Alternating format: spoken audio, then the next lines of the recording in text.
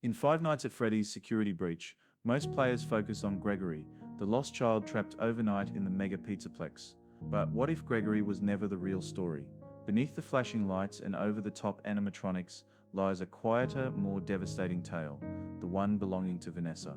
A security guard caught between duty and desperation, her life unraveling as forces threaten not only herself but also her family. This video is not about the boy who escaped, it's about the woman who couldn't. The story Vanessa was denied, where saving a boy stranger might mean losing those she loves most. The factual information we first receive about Vanessa come from the game, Special Delivery. The emails available throughout the game give us little about her background. Vanessa is listed in the role of security, and the emails have shown her transferring. This would move her between the various branches of Fazbear Entertainment locations while still in the role of security. There is no record of her being a beta tester, as some have suggested. A curious personal touch is included in the files, noting that Vanessa has a fondness for bunny-shaped cakes. A detail harmless at first glance, but with characters like Glitch Trap being a rabbit-themed digital entity, every small detail is questionable. By the time we get to Security Breach, we obtain the therapy CDs for Vanessa's and an unnamed patient 46. Within these CDs we learn many cryptic pieces of information, but I find that putting this in the context of Mike's room helped me see Vanessa's life differently, perhaps more clearly. When I think about why Mike's room and wall cipher being recreated in the Mega Pizzaplex, I'm wondering whether Gregory was even the intended recipient. Gregory had no motivation to obtain parts from the animatronics, except for repairing Freddy. Obtaining Roxy's eyes was not motivation to locate a hidden room. It happened by luck. For that reason, I must assume that Gregory was not the intended recipient of the secret room. Only a security guard would be guaranteed to have access behind those two gates. Vanessa, the only guard on duty that night, could have access to that room. And once in that room, she could see the Freddy and Friends cartoon playing. Thanks to Steel Wool releasing those same episodes, we can find an image of a woman similar to Vanessa, along with the instructions to decode the wall. By color correcting the image, we can tell that both of her eye colors are hazel. Vanessa, although, has at least one green eye. And the reason that Vanessa needed to find that room was because she would recognize it. With this clue in place, Vanessa could be contacted but a doppelganger. Perhaps more correctly, I think that she is Vanessa's twin sister. In Five Nights at Freddy's Fury's Rage, the appearance of the two Glitch sisters stands out as more than just a fun addition to the beat-em-up minigame. Their twin-like design could serve as early foreshadowing for Security Breach, hinting at the possibility of twin sisters playing a larger role in the main game's narrative. Creator Scott Cawthon is known for seeding clues through side games and hidden content, and the Glitch Sisters' introduction may have been a subtle way of preparing players for new human characters with a similar dynamic. While not confirmed outright, their inclusion in Fury's Rage adds weight to the theory that twin sisters could eventually emerge as characters in Security Breach's broader story. One possible ending to Security Breach involves the unexpected reveal of a Vanessa lookalike. In this conclusion, Gregory and Vanny escape the fire by going to the roof. Freddy throws Vanny off this roof. Gregory investigates the costume rabbit to discover another version of the security guard, while Vanessa watches from the rooftop, silently observing with a grave look of sadness. The implication is that only one of them can be the real Vanessa. This twist suggests the possibility of cloning, doppelgangers, or even a spirit, although a twin sister is also a possibility. At the beginning of Security Breach, Gregory's fear is immediately clear when he hides inside Glamrock Freddy's chest cavity and warns him about the security guard. In a trembling voice, he insists, "I don't know who she is, but she's trying to get me." This single line sets the tone for the mystery Vanessa's role in the story. To Freddy, Vanessa appears to be a normal, trustworthy staff member, someone programmed into his system as an authority figure, yet Gregory's instinctive distrust suggests something darker beneath her friendly face. It also tells us that Gregory has crossed paths with someone looking like her. In Security Breach, one possible scenario unfolds when Vanessa finally manages to capture Gregory after his long night of hiding. Dragging him through the Mega Pizzaplex, she locks him inside a small, reinforced security room, a cold, silent space lined with monitors and sealed by a heavy metal door. I'll bet you think you're real clever, Gregory. Yeah, I know your name. You're in big trouble. This is not the night to be wasting my time. So, you are going to wait right there in Lost and Found until your parents or the police arrive. Is Vanessa preoccupied with something else? We can now look at the unused voice lines for additional clues. Many theorists would run away rather than use unused elements from a game. but not me. I think many of the solutions to stories can be found in the hidden details, as they were made at the same time as the game was in development. In this particular case, I suspect these voice lines were made to tell the story that could have been. The story had Gregory not interfered with Vanessa's mission. These hint at the original story of Security Breach. I have the second key. I've looked everywhere. It's not here. Look, I don't know where it is. Do you know how many arcade games there are?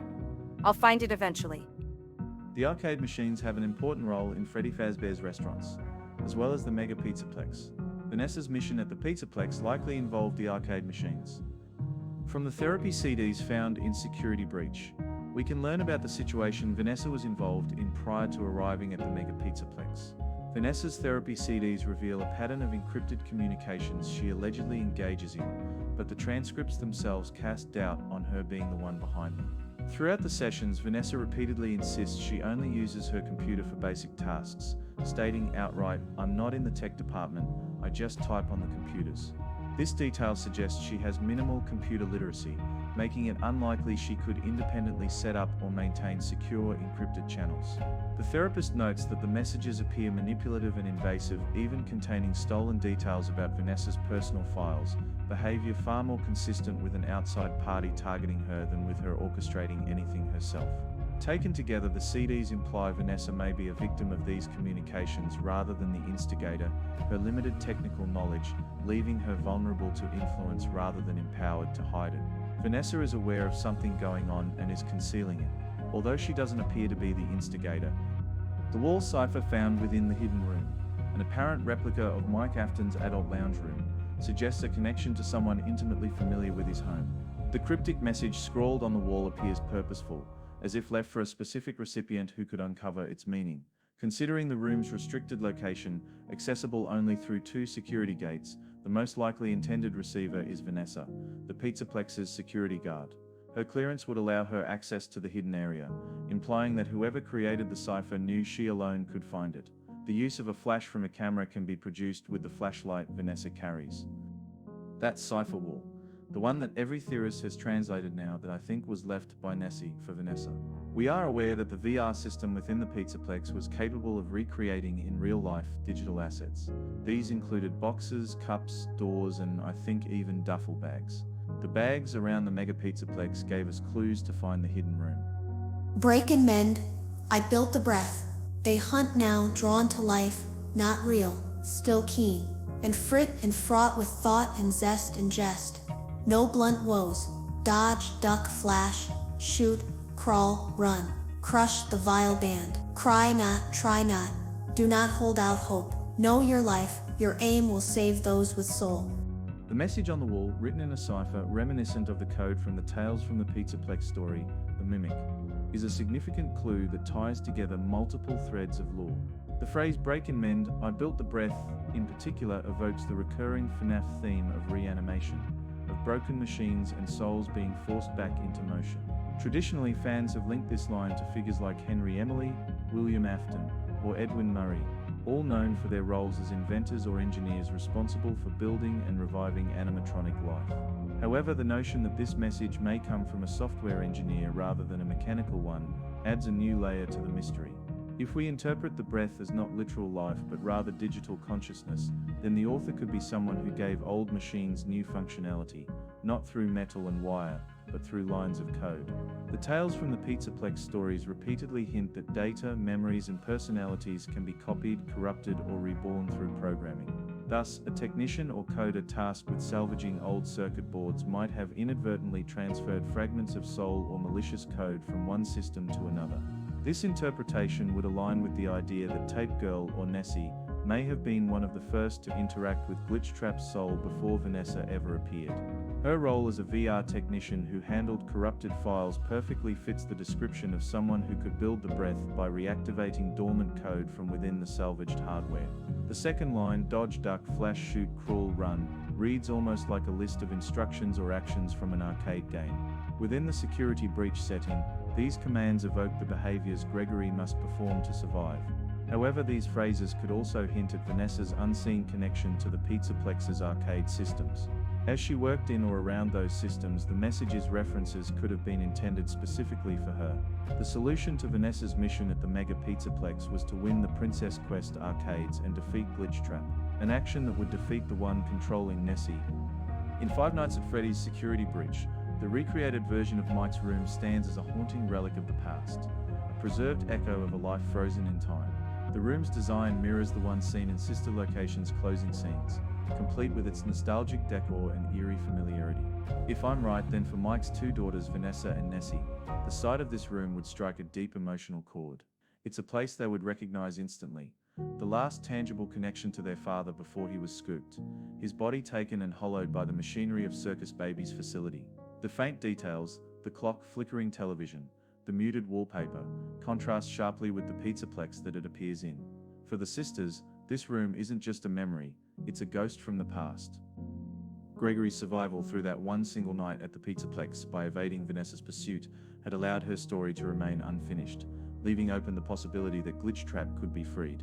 Being available to pursue her Princess Quest arcade quest, Vanessa could have emerged as the hero, the one capable of defeating Glitch Trap, also the one to restore her sister, Nessie, to her own mind. While one finale shows us a defeated Vanny, that was what Vanessa was seeking to avoid. Freeing her sister from being controlled was her mission. Ugh. I hate kids.